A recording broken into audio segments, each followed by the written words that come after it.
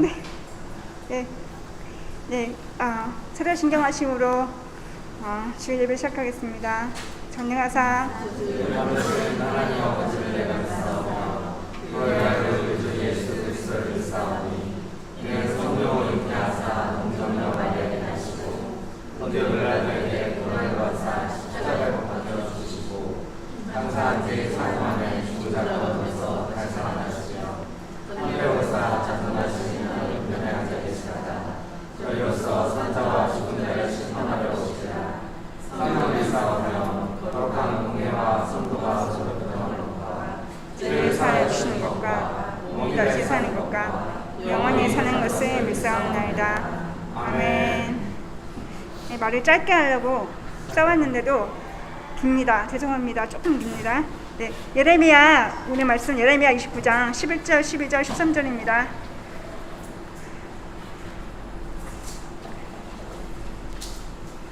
예레미야 29장 11절, 12절, 13절입니다.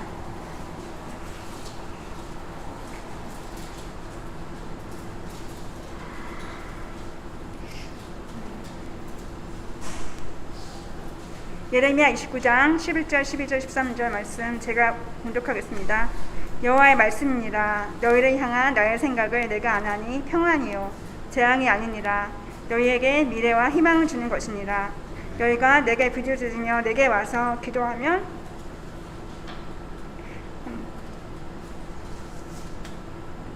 내가 너희들의 기도를 들을 것이요 너희가 온 마음으로 나를 구하면 너희 나를 찾을 것이요 나를 만나리라. 아멘. 네, 읽겠습니다. 요즘 일상의 소소한 은혜, 감사, 위로, 또 미래에 대한 소망에 대한 기도 제목을 가지고 기도하는 중입니다. 그러면서 받은 말씀이 이 말씀인데요.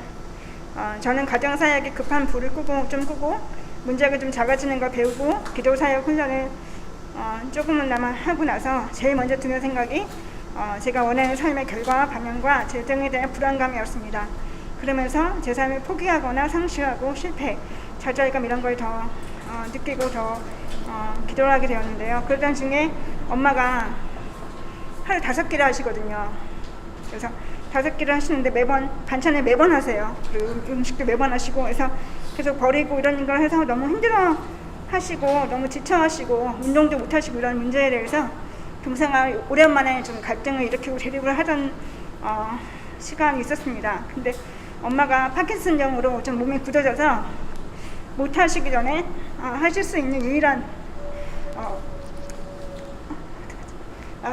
요리이고 또 굳어지기 전에 그걸 막기 위해서 애쓰는 어떤 치료법이라고 생각하시면서 그렇게 힘들어도 요리를 계속 하신다는 걸 처음 들었습니다. 그래서 그러면서 이제 엄마의 미래에 대한 소망이자 또 현재 마음을 쓰고 있는 그런 가정사역임을 깨닫게 되면서 저도 제 삶에 대한 미래에 대한 소망이 현재 가정사역의 연장선이고 또 일상을 소소하게 주시는 은혜와 감사, 위로가 회복되는 것이 저에게 주님이 원하시는 미래의 삶이자 사역이자 부르심이구나 느끼게 되었습니다. 예레미야 말씀은 아까 읽은 대로 우리를 향하시는 하나님은 재앙이나 두려움이 아니라 미래와 희망을 주시는 하나님이시고 부르짖고 기도하면 들어주시고 또 온 마음으로 진심으로 구하면 먼저 찾아주시고 만나주시는 분이심을 믿습니다. 우리 일상에 같이 기도할 제목은 우리 일상의 은혜와 힘이 되시고 감사와 위로를 회복하게 해주시는 주님을 찬양하고 미래와 희망을 주시는 주님께 다가가서 부르짖고 기도하고 온 마음으로 구하고 찾아서 우리를 다 만나주시도록 또 우리를 불쌍히 해주시도록 이 시간에 예배 시간을 위해서 같이 기도하겠습니다. 좋으신 예수님 언제나 우리 일상에 오시고 우리를 불쌍히 해주시고 나를 감사합니다. 예수님 은혜와 주셔서 예수님의 선포한 능력에 충천하시고 우리 일상에 충만한 이 예배가 일상에 주시는 그 예수님의 은혜가 충만하게 부어지는 예배가 되고 주님 모시고 이 예배를 받으시고 역사하옵소서. 하나님 아버지, 주님 일상을 주님의 은혜로 살게 해주시고 힘과 능력이 되어주셔서 감사합니다. 저의 힘, 저의 방법, 제 미래에 대한 스케줄을 다 내려놓고 주님 방법, 주님이 주시는 미래와 희망을 온 마음을 다해 진심을 다해 구하고 찾고 기도하며 주님을 이 시간 더욱 만나기 원합니다. 연애 한 칸밖에 없는 우리를 불쌍히 여겨주세요. 주님이 기뻐하시는 예배, 찬양과 영광 돌리는 예배드리도록 기도하겠습니다. 감사한 예수님 그렇습니다. 아멘. 아멘.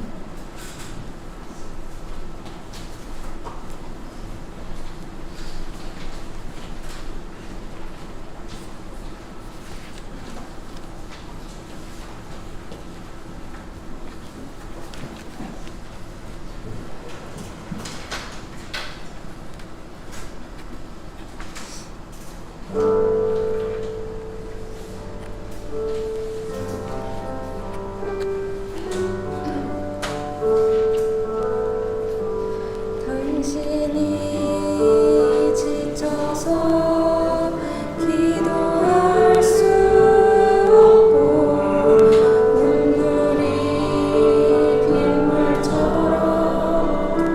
흘러내릴 때 주님은 하시는 당신의 약함을 사랑이요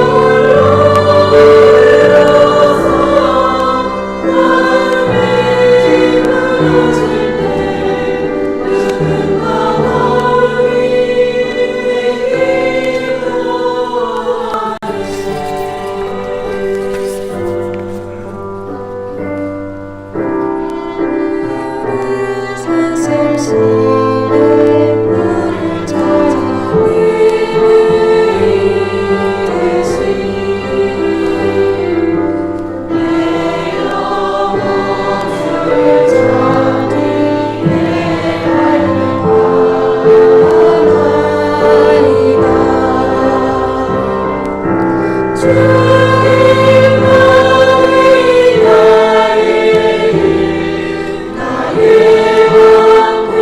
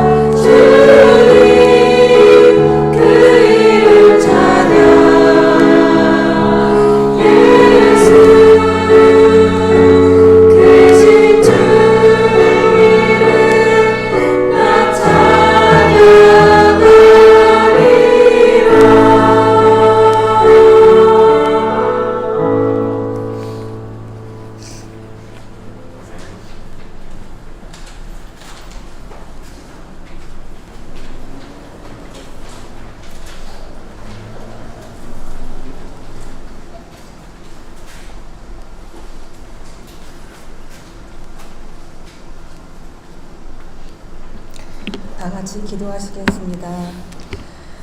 사랑하는 주님, 지난 한 주간도 주 날개 아래 보호해 주시니 감사합니다. 삶의 수고로움과 일용할 양식을 위해 수고한 성도들을 예배를 통해 위로해 주시니 감사합니다. 태초부터 계획하시고 오늘 예배 자리까지 부르신 주님, 모든 것이 은혜이고 십자가의 사랑임을 고백합니다. 주님을 따르고자 날마다 애쓰는 것이 수고로움이 아니라 은혜임을 깨닫게 하시고 우리의 필요와 위로를 아시는 주님이 은혜를 공급해 주실 것을 믿습니다. 오늘 예배가 주님을 즐거워하며 주님을 높여드리는 예배가 되길 소망합니다. 은혜의 말씀을 기대하며 예수님의 이름으로 기도합니다. 아멘.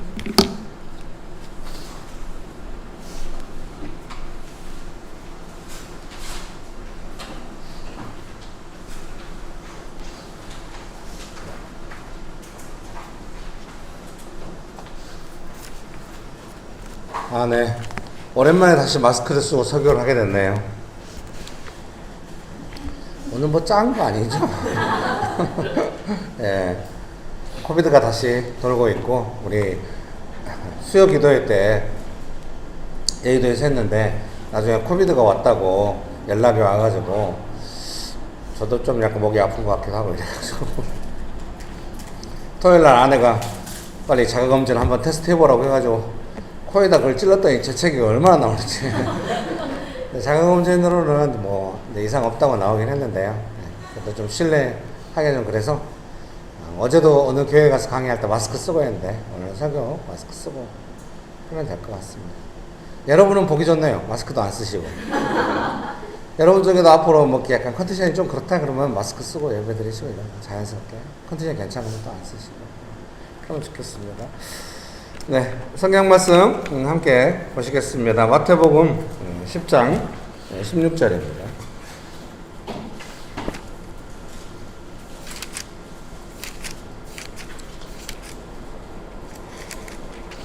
마태복음 10장 16절 말씀 제가 읽어드리겠습니다. 마태복음 10장 16절 말씀입니다. 제가 읽어드리겠습니다. 보라, 내가 너희를 보냄이 양을 이리 가운데로 보냄과 같도다. 그러므로 너희는 뱀같이 지혜롭고 비둘기같이 순결하라. 아멘. 좋으신 예수님, 은혜를 베풀어 주셔서 감사합니다. 하나님만을 간절히 의지합니다. 성령 하나님 충만하게 역사하여 주셔서 감사합니다. 예수님의 이름으로 기도합니다. 아멘.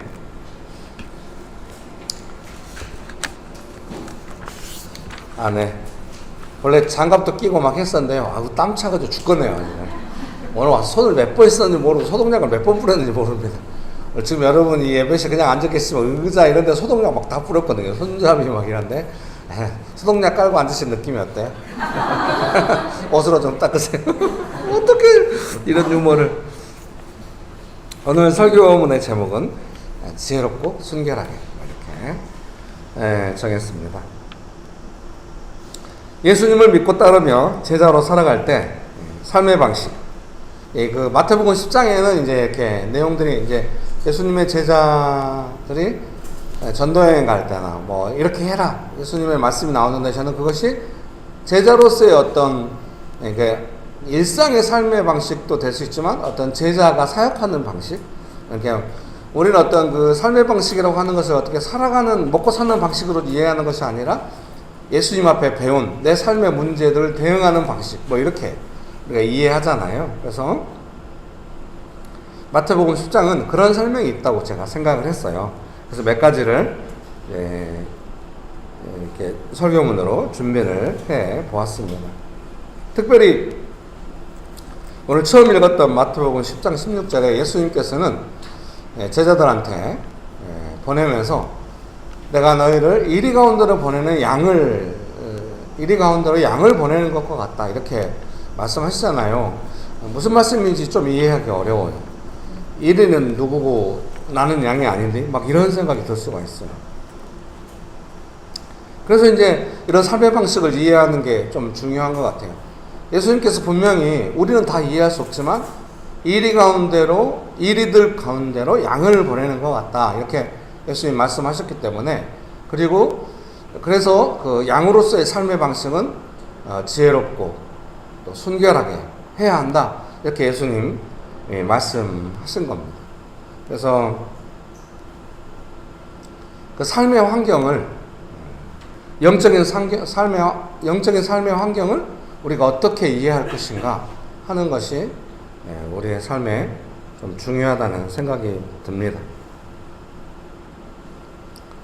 여러분 축복합니다. 예수님이 이렇게 말씀하셨는데 실제로 내 삶에 그런 환경인가 어쩐가 잘 모르잖아요. 예수님의 말씀은 진실이고 진리이기 때문에 분명히 내 삶의 환경이 그럴 텐데, 그래서 이런 삶의 환경을, 영적인 환경을 특별히 이해하지 못하면은 어떻게 살아야 할지, 양으로서 어떻게 살아야 할지, 또 진실하고 순결하고 지혜롭다고 하는 것은 무엇인지 이런 거를 그때그때 잘 모를 수가 있다는 것입니다. 축복합니다.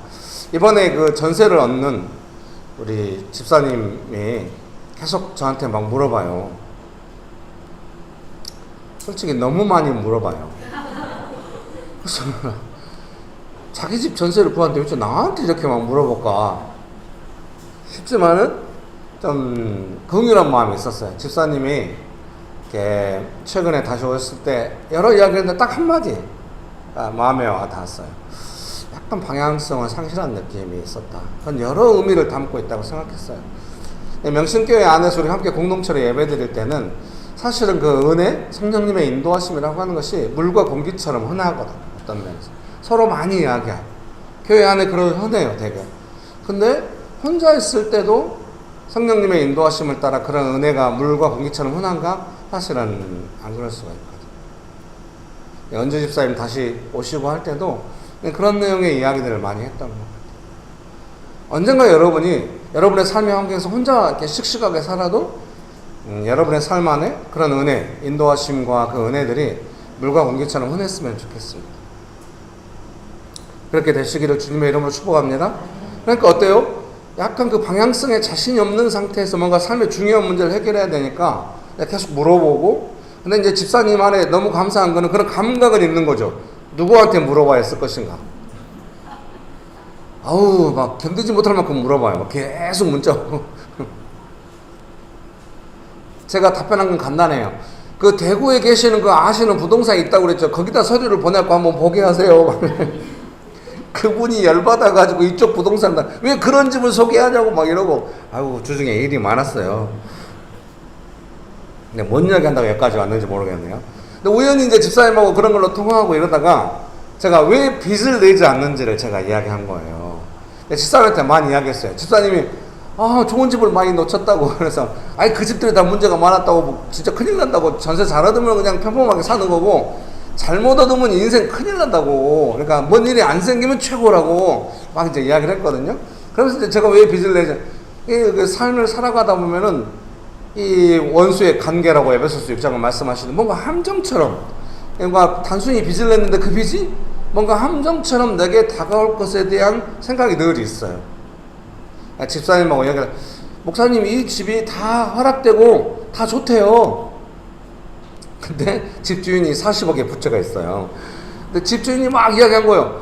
이거 보증금도 들게 해주고 다 도와주겠다고. 집사님 저한테 물어보면, 목사님 이거 다 된다는데. 그래서 제가 그 계약은 될 겁니다. 근데 2년 동안 사시는 동안에 뭔 일이 생길지도 모릅니다. 그걸 위해서 좀 조심해야 됩니다. 좀 미안하더라고요. 집사님 간절히 집을 찾고 있는데 저한테 물어보면 대부분 다 캔슬이야. 집사님 원칙을 지키세요. 물어보고 하세요. 막 이러면서 이야기를 했고, 결국 대방역 근처에 가계약을 하셨습니다. 이제 너무 많은 일을 겪었기 때문에 검증이 이제 그 시스템이 집사님 안에 있지 않을까 싶었습니다.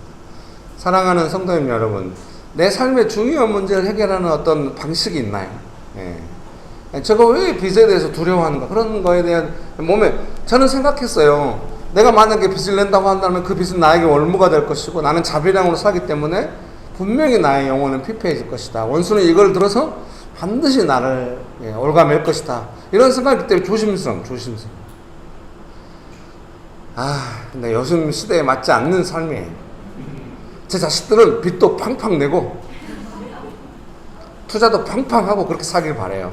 그래서 우리 딸이 뭔가 엔화로 200만 원을 바꿔놨대요. 잘했어. 근데 엔화 값이 엄청 떨어진 거예요.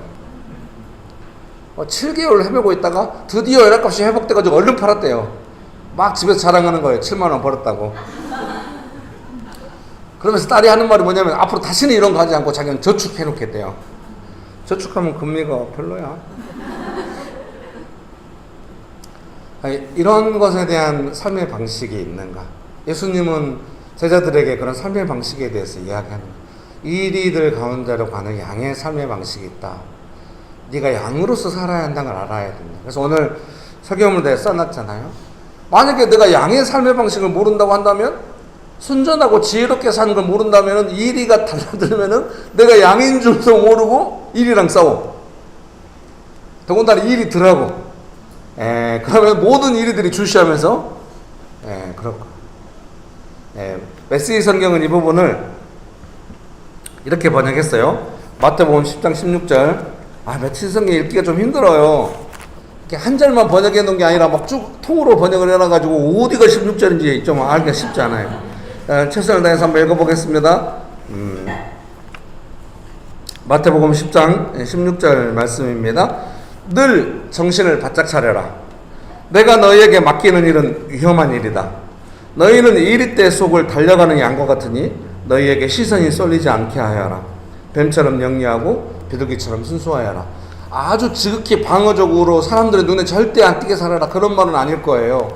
순전하고 지혜롭게 하라는 것은 그 이리들은 항상 기본적으로 문제를 일으켜서 양에게 해를 끼치려고 하니까 언제나 이것이 내가 이리들 가운데 있는 양의 모습처럼 이 문제가 된다고 한다면은 분명히 나에게 손해가 될 수도 있는 상황이다. 그러니까 신경 써서 좀, 제가 젊은 사람들이나 이렇게 집사람들한테 멘토링하고 이럴 때 막 그런 경우가 있어요. 어떤 문제가 발생했을 때 내가 뭘 잘못했냐 막 하면서 막 들이받고 막 이런 경우가 있어요. 그럼 제가 옆에서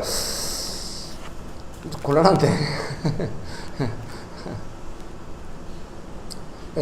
자식들한테는 그런 말이 안 통하는 것 같아요. 우리 딸이 어느 날 와서 잠깐 회사의 권위자에 대해서 비난하는 거예요. 그래서 야, 너 권위가 뭔 줄 아냐? 너 반드시 어려운 일 겪는다. 조심해. 권위는 무서운 거야. 조심해야 돼. 제 말 안 들어요. 왜? 자기 동료들이 다 요구하니까.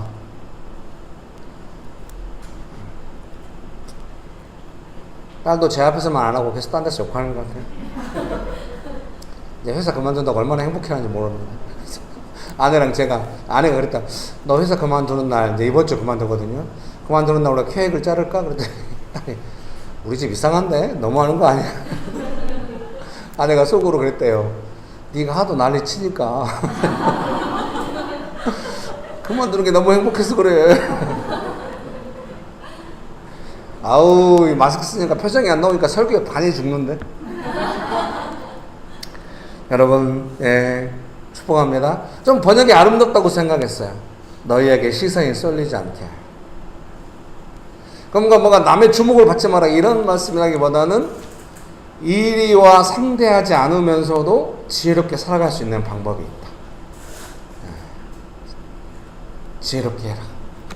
순전하게 해라. 그런 은혜가 가득하게 되시기를 주님의 이름으로 축복합니다. 설교문 1번입니다. 짐을 가볍게 하고 다녀라. 메시지 성경에서 인용한 소제목들입니다. 마태복음 10장 9절 10절입니다. 제가 읽어드리겠습니다.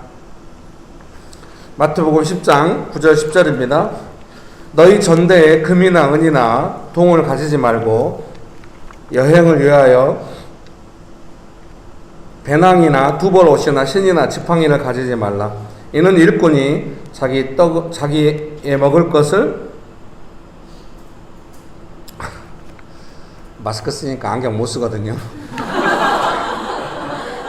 나 이런 날이 올 줄 알았어. 내가. 자기의 먹을 것인데 자기의 떡을 막 이렇게 나눠요. 자기의 먹을 것 받는 것이 마땅하니라. 전도여행 가는 제자들한테 예수님께서 말씀하신 거는 어쨌든 이제 제자의 삶의 방식이죠.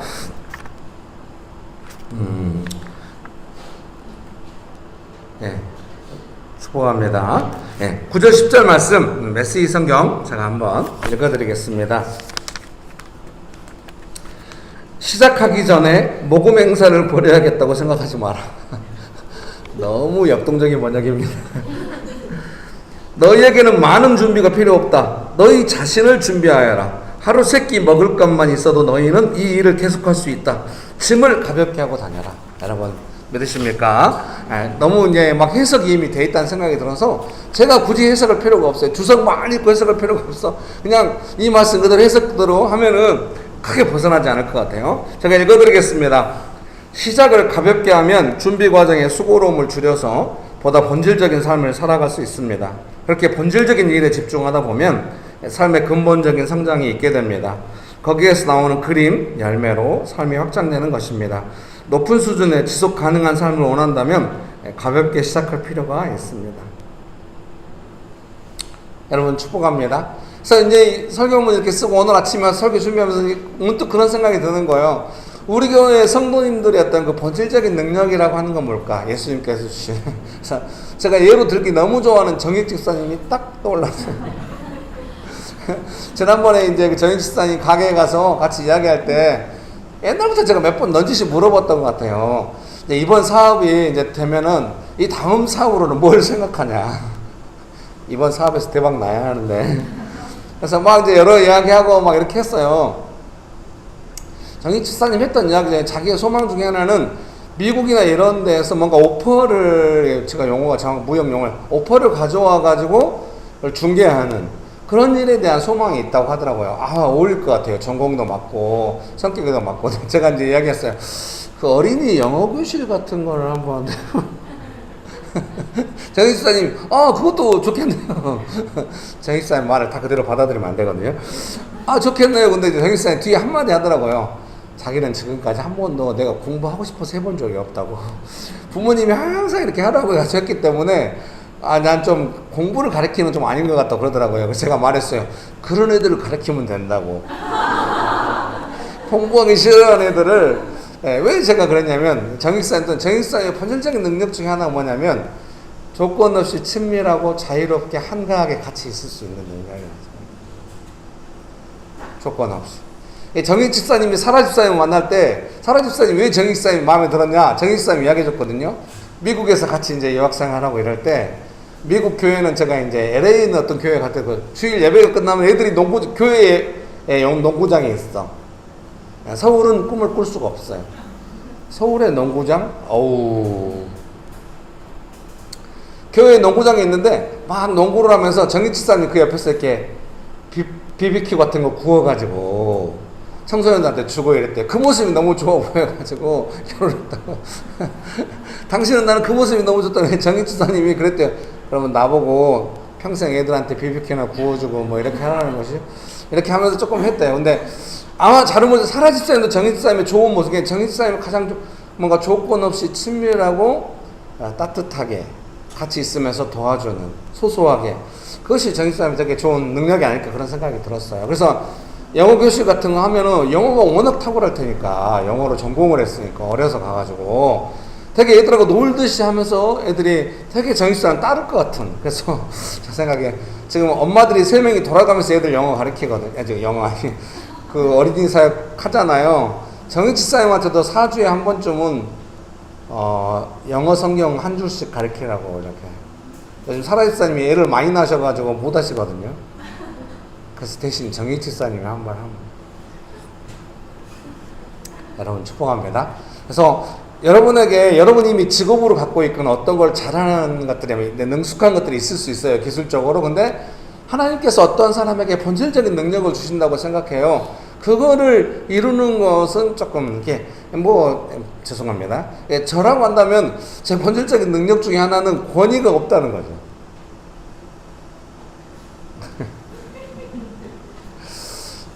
걸어다니는 행색도 그렇고 토요일날 강의하고 너무 이제 피곤하더라고요. 영상통화 항상 하거든요. 시가 아빠 강의하러 왔어 그랬더니 아빠 행색이 초라한데? 너무 행색이 안 돼 보여.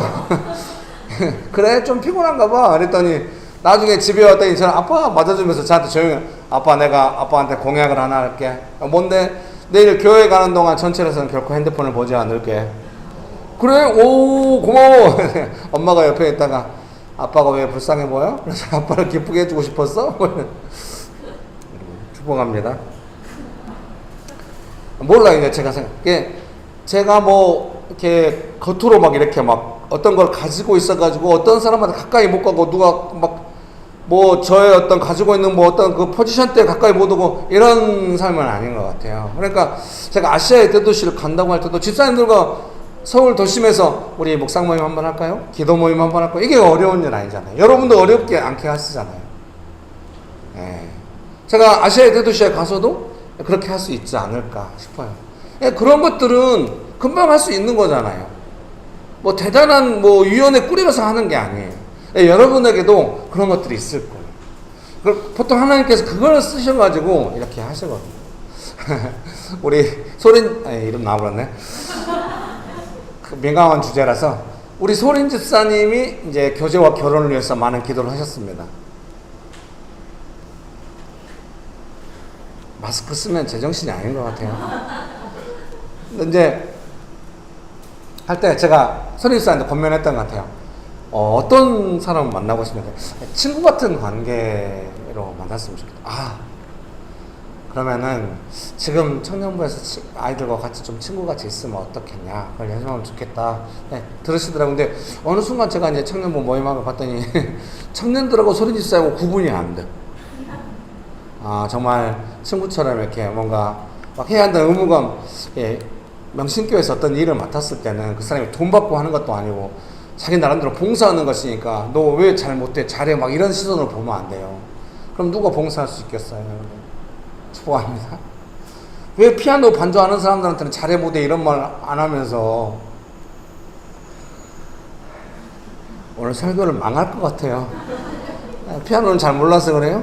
뭐든지 우리가 피아노 칠 때 뭐 음이탄 뭐하든 와 너무 감사하다, 너무 행복하다. 피아노 없어도 감사하고 있어도 감사하고 모든 일이 다 그렇죠. 누가 빵을 사고도 뭐 하든 뭐 무조건 감사한 거죠. 여러분 축복합니다.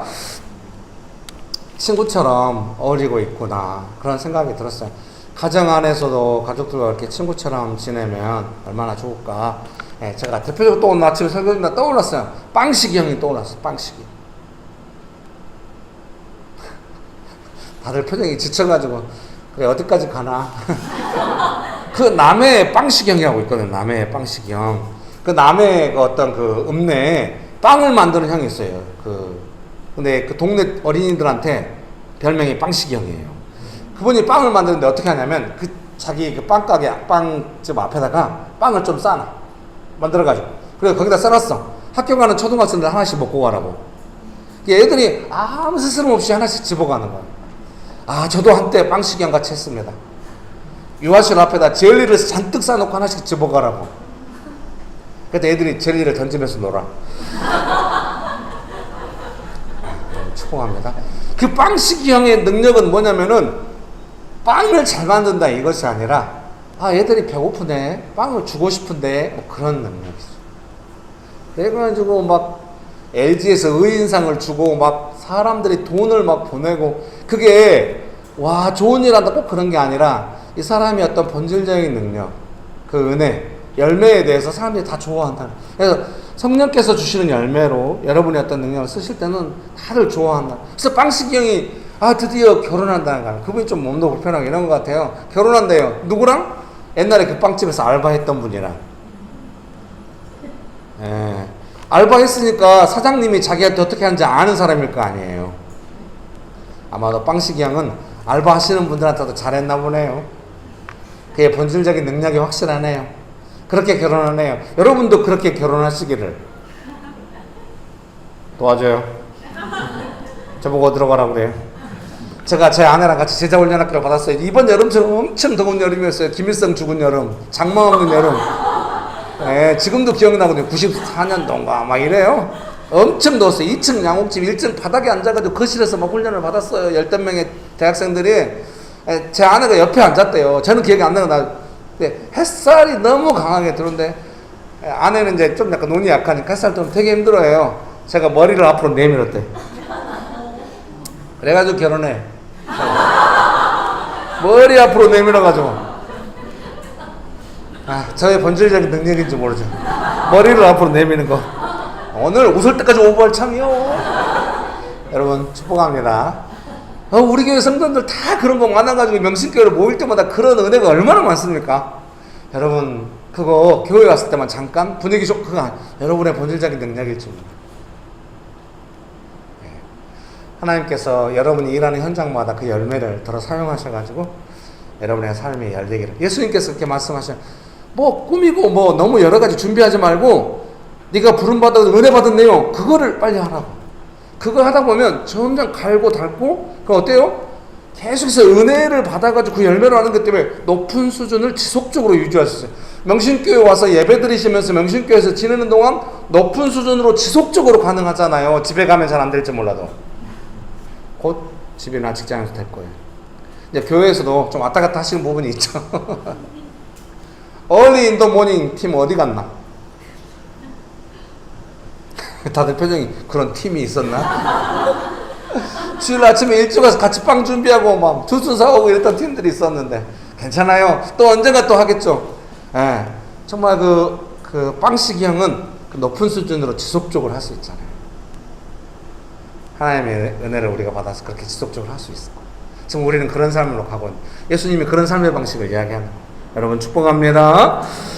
네, 설교문 2번 읽어드리겠습니다. 마태복음 10장 42절입니다. 마태복음 10장 42절 말씀 읽어드릴게요. 또 누구든지 제자의 이름으로 이 작은 자 중 하나에게 냉수 한 그릇이라도 주는 자는 내가 진실로 너희에게 이르노니 그 사람이 결탄코 상을 잃지 아니하리라 하시니라. 아멘. 메시지 성경으로 읽어드리겠습니다. 마태복음 10장 42절입니다.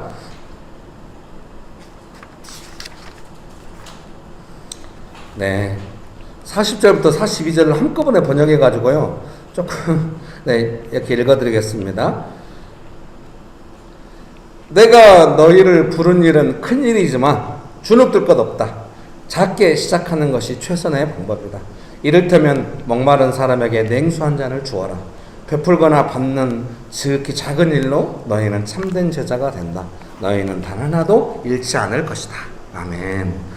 그래서 작게 시작하는 것이 최선의 방법이다. 이 메시지 성경 본문으로 소제목을 삼았습니다. 여러분들은 다 진짜 훌륭한 그 본질적인 제자의 삶을 살고 있네요. 명신교회를 모일 때마다 어때요? 작은 것을 주고받으면서 하잖아요.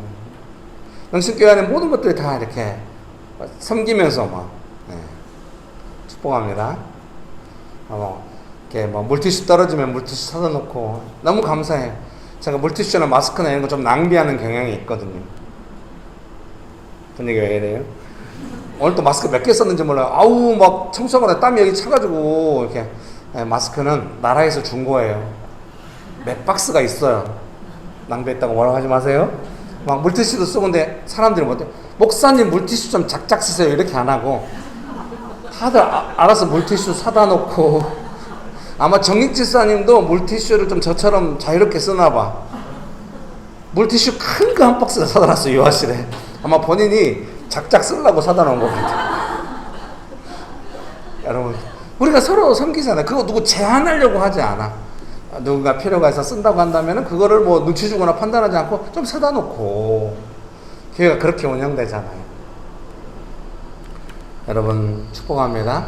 냉수 한 그릇 전달하는 진심. 지난 겨울에 맨날 인용해서 미안합니다. 우리가 매번 사실 그렇게 했는데 지난 겨울 크리스마스 때 메리 크리스마스 한마디 했잖아요. 우리가 전도하면서. 근데 우리의 마음은 완전 진심이었잖아요. 양발 1,000원짜리. 근데 집사람들이 사올 때는 1,500원, 2,000원인데 우리가 바로 1,000원 수준에 사자고 했는데 1,500원, 2,000원이어도 진짜 디자인 예쁜 거를 막 뒤져가지고 포장 예쁘게 해가지고 메리 크리스마스 붙여가지고 줄 때 어떻게 했어요? 메리 크리스마스. 뭐 전도, 교회 이런 거 소개하지 않고 메리 크리스마스. 예수님 오셨다. 행복한 크리스마스로. 이 마음 전했죠. 여러분이 하고 오셔서 뭐라고 그랬어요? 뭐 별로 어렵지 않았다고. 다시 한번 해보고 싶다고. 아 그거거든요. 소박한 진심을 전달하는 거. 냉수 한 그릇. 그런 마음. 자 옆에 분 보면서 한마디씩 합시다. 냉수 한 그릇. 말이 잘못 나가가지고 냉면 한 그릇 막 이렇게 나가고 오늘 점심에 어떤 캠퍼스는 냉면을 드시던데. 여러분 축복합니다. 설교문 읽어드릴게요. 제자의 이름으로 오는 작은 자 중 하나에게 냉수 한 그릇이라도 섬기는 사람은 상을 받겠다고 예수님은 약속하십니다. 언제나 우선은 예수님을 향한 소박한 진심입니다. 재난을 당하는 사람들을 돌보는 것으로 유명한 목사님이 처음 그 일을 하게 된 이유를 들은 적이 있습니다. 건물이 무너져서 사람들이 죽고 갇혀있을 때 무엇을 할 수 있을까 하다가 작은 것을 나누면서 시작되었다고 합니다. 예수님을 향한 소박한 진심은 생명의 마음이어서 살아있고 성장하는 것 같습니다. 여기 보시겠습니까? 여러분이 만약에 제자로서의 삶의 방식을 잃어버린다면 어떻게 되겠습니까? 이런 소박한 진심이 사라지는 것입니다. 세상 사람들처럼 급을 따지고 분위기에 이끌려서 함부로 못하고 막 이렇게 살아가요. 그러나 제자의 삶의 방식을 살고 있다면 언제 어느 상황에서나 때로는 담대하게, 때로는 소박하게, 때로는 소심하게 소박한 진심들은 계속 전달되고 있는 것입니다. 여러분 화이팅 하세요. 다들 표정이 알았어. 오늘 왜 이래? 자, 옆에 보면서 한 마디씩 합시다. 당신은 제자이군요. 한 번 더 하겠습니다. 당신에게서 소박한 진심을 느낍니다. 네, 여러분 축복합니다. 네, 설교문 3번입니다. 마태복음 10장 22절에서 23절입니다. 제가 읽어드릴게요. 마태복음 10장 22절에서 23절입니다. 또 너희가 내 이름으로 말미암아 모든 사람에게 미움을 받을 것이나 끝까지 견디는 자는 구원을 얻으리라. 이 동네에서 너희를 박해하거든 저 동네로 피하라. 내가 진실로 너희에게 이르노니 이스라엘의 모든 동네를 다 다니지 못하여서 인자가 오리라. 예, 뭔가 미움받을 때 삶의 방식이 있다는 거죠. 마태복음 10장 22절 23절 말씀, 예, 메시지 성경 번역 읽어드릴게요. 21절부터 23절까지 번역해 나가지고요. 그러나 포기하지 마라, 굴복하지 마라. 마지막에 가면 그 가치를 알게 될 것이다. 이런 일이 벌어질 때 너희가 구할 것은 성공이 아니라 생존이다. 살아남는 자가 되어라. 더 이상 어쩔 수 없는 상황에 이르기 전에 인자가 올 것이다. 아멘. 여러분 믿으십니까? 그래서 메시지 성경 본문으로 이제 소제목을 인용했습니다. 너희가 구할 것은 성공이 아니라 생존이다. 여러분 축복합니다. 뭔가 내 삶이 누군가한테 핍박받고 있다. 뭔가 내가 원하는 대로 안 되고 어려움이 온다. 그때 왜 나는 성공이 안 될까? 어떻게 성공할까? 그렇게 생각 안 할 수도 있겠지만 어려우면 내 삶은 왜 이래? 맨날 실패야. 그것이 아니라 그런 시즌에는 생존이 중요하다. 생존하는 것만 해도 너무너무 소중하다. 이렇게 여러분 축복합니다. 설교문 읽어드리겠습니다.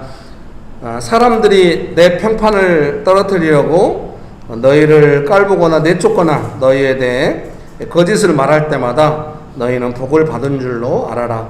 그런 일이 일어날 때 너희는 기뻐해도 좋다. 그들은 싫어하겠지만 나는 좋아하니 말이다. 온 천국이 박수를 보낼 것이다.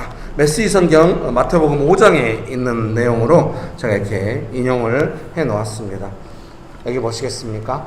사랑하는 성도님 여러분, 예수님을 믿고 따를 때 항상 은혜가 있고 좋기만 한 것이 아니라 누군가 거짓말로 내 평판을 떨어뜨리고 예수님의 평판도 떨어뜨리고 나도 평판을 떨어뜨리고 이런 일이 있을 수 있다는 것입니다. 그때 예수님 말씀하시기를 기뻐하라는 것입니다.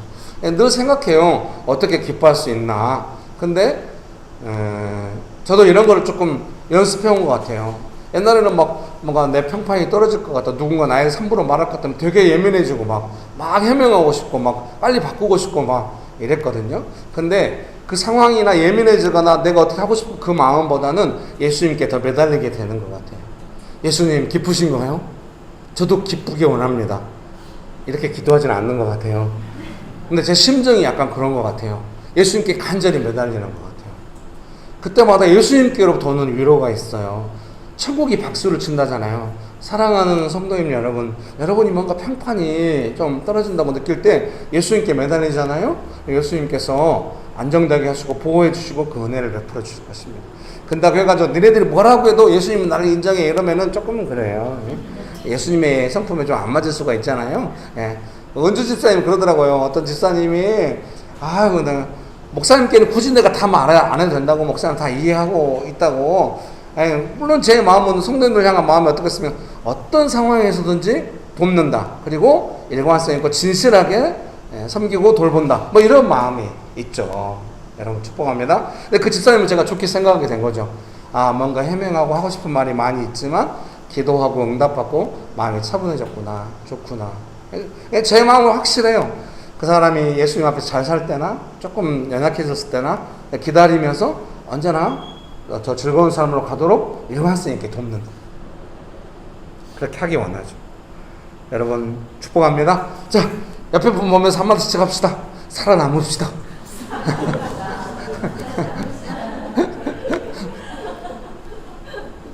미안합니다. 마스크 쓰니까 컨디션이 영 안 살아나네요. 다들 표정이 이걸 따라하라고? 읽어드릴게요. 사람들의 거짓으로 평판이 떨어지면 마음이 힘들어집니다. 그러나 예수님께는 기쁜 일이고 천국은 박수를 보내는 일이라고 합니다. 예수님의 말씀을 신뢰한다면 지금 일어나는 일에만 마음이 있는 것이 아니라 예수님께서 말씀하시고 약속하신 내용에 더 마음을 둘 수도 있습니다. 그것은 강건함이고 지혜입니다. 여기 봐봐요. 오, 그런 말을 해가지고 내 평판을 떨어뜨려 이렇게 하면은 진짜 일이 어그러져요. 근데 예수님께 간절히 매달려가지고 아, 예수님께서 기뻐하시는구나. 예수님을 따르는 사람들 이런 일을 많이 겪었구나. 그럼 당연히 예수님께서 보호해 주시겠구나. 그래서 예수님께서 보호해 주셔가지고 평판이 다시 회복되는 일들을 많이 겪게 돼요.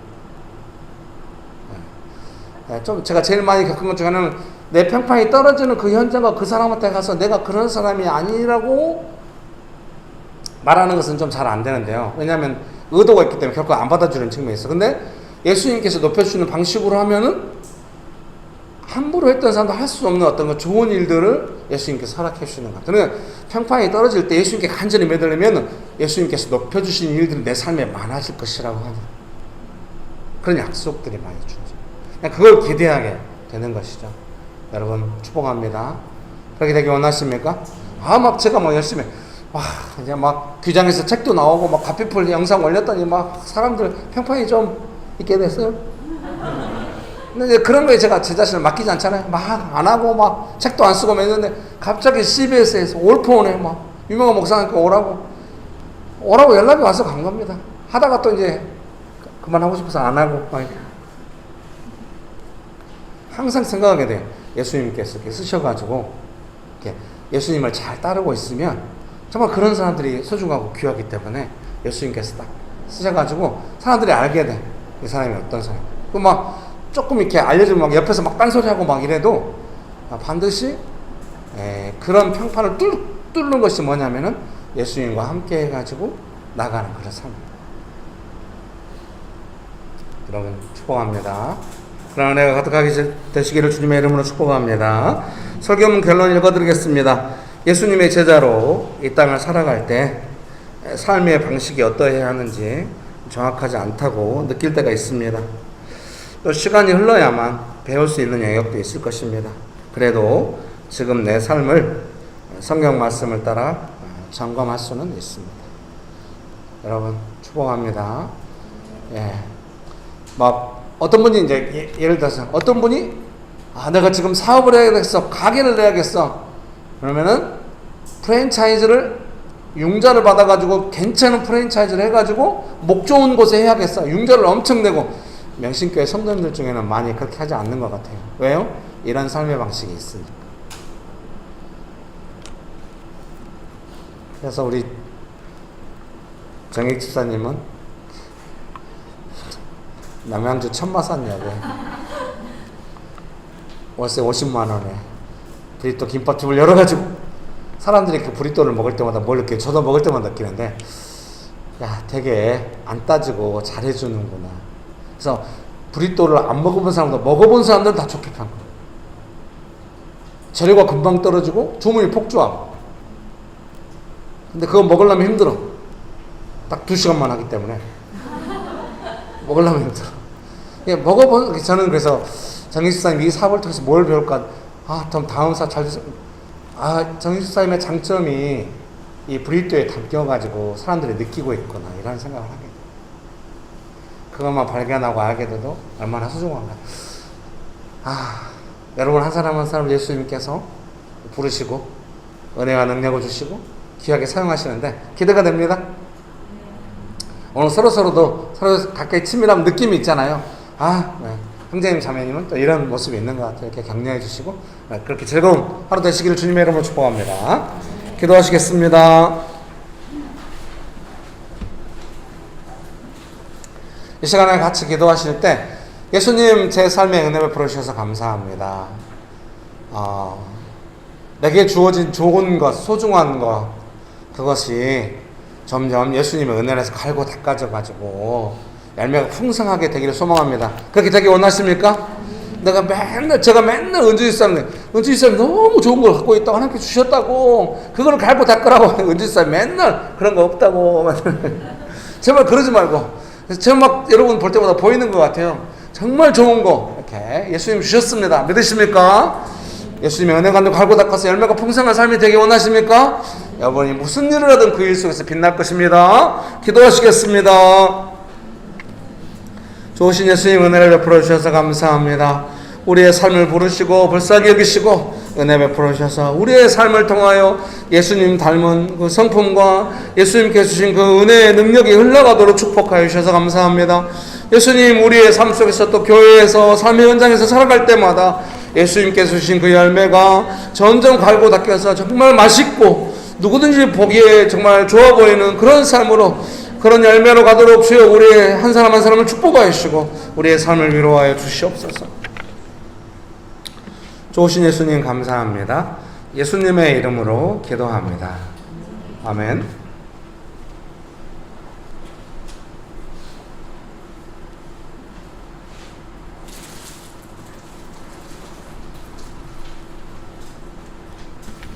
기도하겠습니다.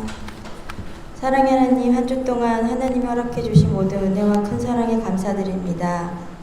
예수님 일상의 평안함을 위한 기도와 말씀을 목사님을 통해 알려주셔서 감사합니다.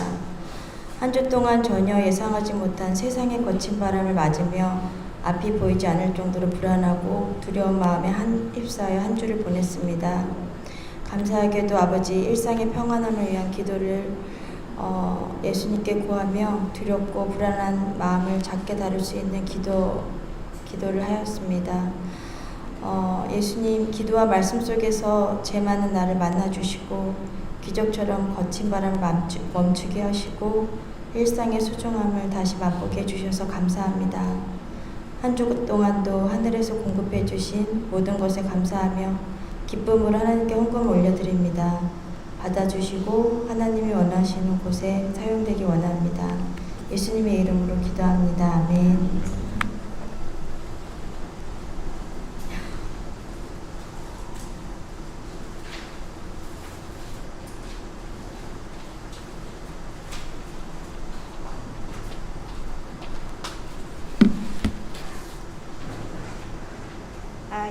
광고드리겠습니다.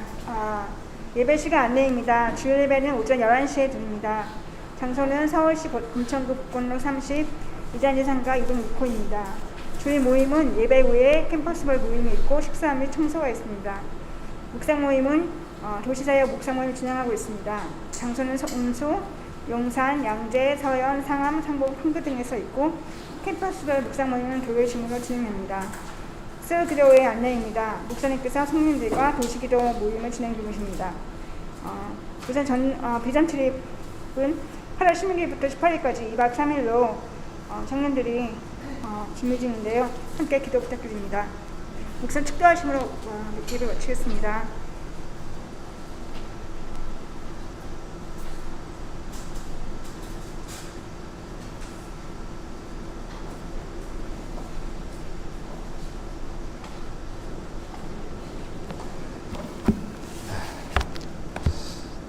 예배를 안 마치고 싶은 마음. 집사님, 누구 이렇게 축복 서로 한번 어떨까요? 이렇게 축복서 뭘 해야 잘 안 떠오르는데요. 당신이 하나님 앞에 좋은 걸 받았는데 그게 열매가 가득했으면 좋겠습니다 하면서 서로를 축복하고 싶은 마음이 있습니다. 괜찮겠습니까?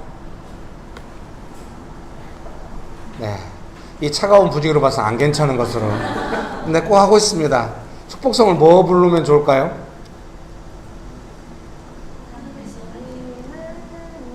네네. 그러면은 반주 좀 해주시겠습니까, 집사님? 당신은 하나님의, 그걸 한번 불러보도록 하겠습니다. 자, 이제 다 일어나가지고 그 옆에 있는 뭐 부부는 부부끼리, 가족은 가족끼리, 아니면 다른 사람하고도 이렇게 같이, 네, 신실사님도 반주하지 마시고 자녀들과 함께 좀 하시면 되겠습니다. 같이 서로 이렇게 보면서 너무 많이 하지 말고 두세 사람이, 가족은 가족끼리 또 찾아가셔서 서로 바라보면서, 네네, 네, 우리 소린 집사님은 하실 분이 없나요?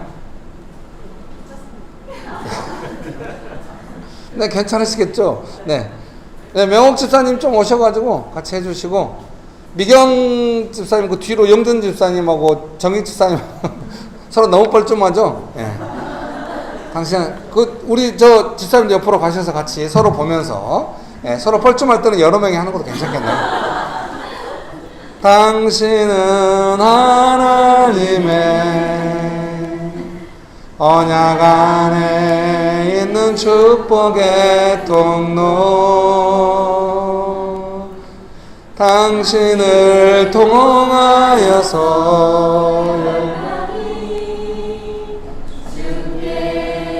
돌아오게 되리. 예, 가족이면 서로 한 번씩 안아줄까요? 축복합니다. 열매 가득할 거야. 네, 잘하셨습니다. 네, 기도하고 예배를 마치도록 하겠습니다.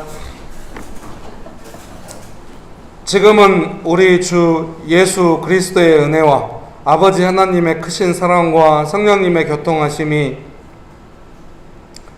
예수님께서 주시는 그 은혜, 내 삶에 부어주시는 그 열매로 살아가기를 결정하는 명신교회 사랑하는 성도님들의 삶 위에, 명신교회 위에, 조국교회 위에, 온 열방 위에 지금부터 영원토록 함께 하시기를 간절히 축원합니다. 아멘. 여러분 사랑합니다. 설교 듣느라 고생 많이 하셨어요.